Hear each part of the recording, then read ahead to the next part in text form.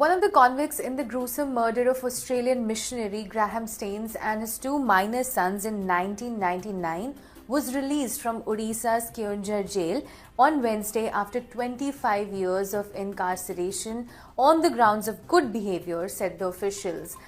Mahendra Hembram, now 51 years old, was convicted along with Rabindra Pal Singh, also known as Dara Singh, in the heinous crime that drew global outrage 26 years ago.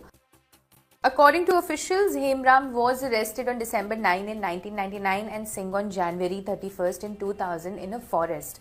After being released from jail, Hembram claimed he was falsely implicated in the case and he was opposing religious conversion and cow slaughter. 100 से ज्यादा गुजराती हिंदुस्तानी मुसलमानों को मारने वाला बाबू Bajrangi TV पर कहता है मैंने मारा है, उसको कोर्ट से बेल मिल जाती है और 25-25 साल तक जो झूठे केस में मुसलमान हैं, सुप्रीम कोर्ट उनको बाइज्जत बरी कर देता है कि केस झूठा था, उनको बेल नहीं मिलती। ये बात जब सामने आती है तो बड़ी शंका होती है, तकलीफ होती है। न्यायपालिका का दोहरा रुख बताया गया तो मैंने उसकी मिसाल दी आपको।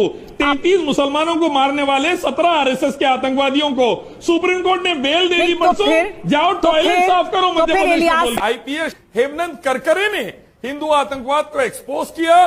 स्वामी आसिमानंद और साध्वी प्रज्ञा और दूसरे हिंदू आतंकवादियों को अंदर किया। बदकिस्मती से एनआईए ने केस को ढीला छोड़ा और एनआईए के जज जसप्रीत सिंह साहब ने ऐलान किया कि एनआईए वांटेडली हिंदू आतंकवादियों को छुड़ा रही है। तो हिंदू आतंकवाद एक रियलिटी है, इससे मुंह नहीं छुपाया जा सकता। कोई भी कन्विक्शन क्यों नहीं हुआ?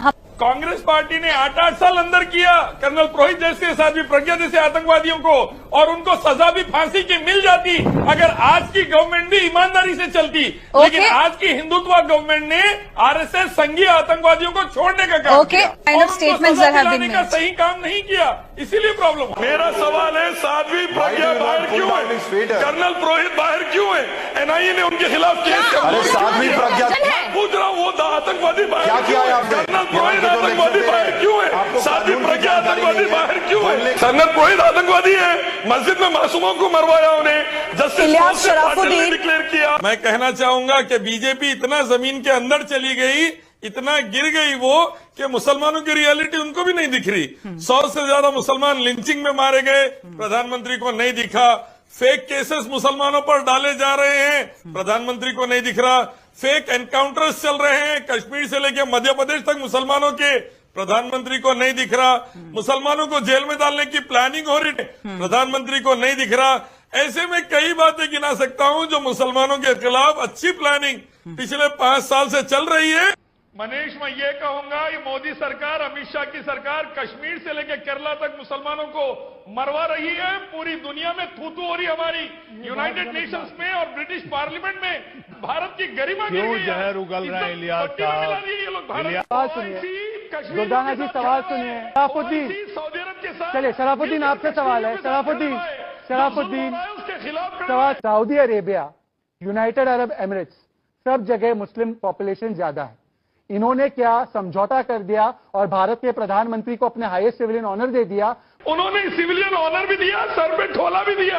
अच्छा, सिविलियन ऑनर दिया, सर पे ठोला भी दिया कि कश्मीरियों के मसले में इंसानियत बढ़ती है, वहां के मासूम बच्चों को उठाइए मत, वहां पे एनकाउंटर मत करिए, दाना पानी। शराफुद्दीन, आप तो पाकिस्तान से भी ज्यादा कोई और दुनिया में रहते हैं, या तो आप अपने ही प्रोपेगेंडा पर विश्वास रखते हैं